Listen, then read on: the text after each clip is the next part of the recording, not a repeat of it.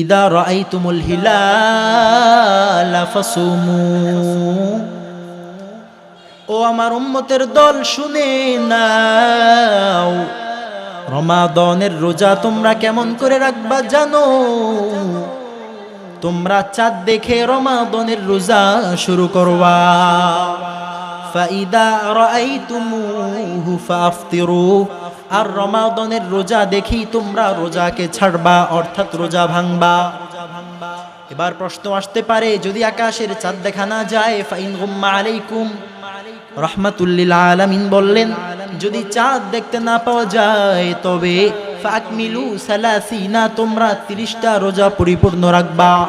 তাহলে বলেন তো আমরা রমাদানের রোজা রাখবো কি দেখে? চাঁদ দেখে নাকি সৌদি আরবের সাথে মিল রেখে? সবাই কথা বলতে হবে আমার সঙ্গে। পয়গম্বর বললেন ইদা রাআইতুমুল হিলালা ফাসুমু, তোমরা চাঁদ দেখে রমাদানের রোজা রাখো। ফাইদা রাআইতুমুহু ফাফতিরু, চাঁদ দেখে তোমরা রমাদানের রোজা ছাড়ো।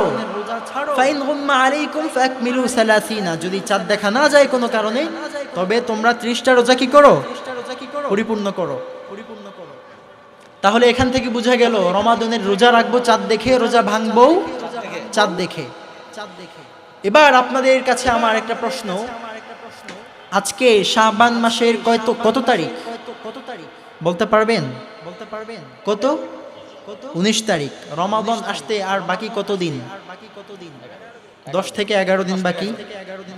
তো রমাদান আসবে আর শাবান মাসে নবী একটি দোয়া শিখিয়েছেন, আল্লাহুম্মা বারিক লানা ফি রজব ওয়া শাবান ওয়া বাল্লিগনা রমাদান। এই দোয়াটা আমাদেরও পড়া উচিত। পয়গম্বর বললেন আল্লাহ শাবানে আপনি আমাদেরকে বরকত দান করুন আর রমাদান পর্যন্ত আপনি আমাদের হায়াতকে লম্বা করুন। তাহলে দোয়াটা আমাদের পড়ার দরকার আছে না নাই?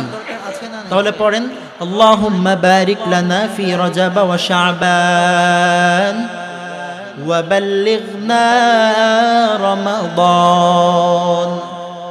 পয়গম্বর এই দোয়া আমাদেরকে শিখিয়ে দিয়েছেন।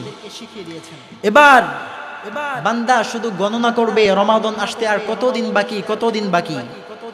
রমাদানের জন্য প্রস্তুতি গ্রহণ করবে, রমাদান আসবে, রোজা রাখবে।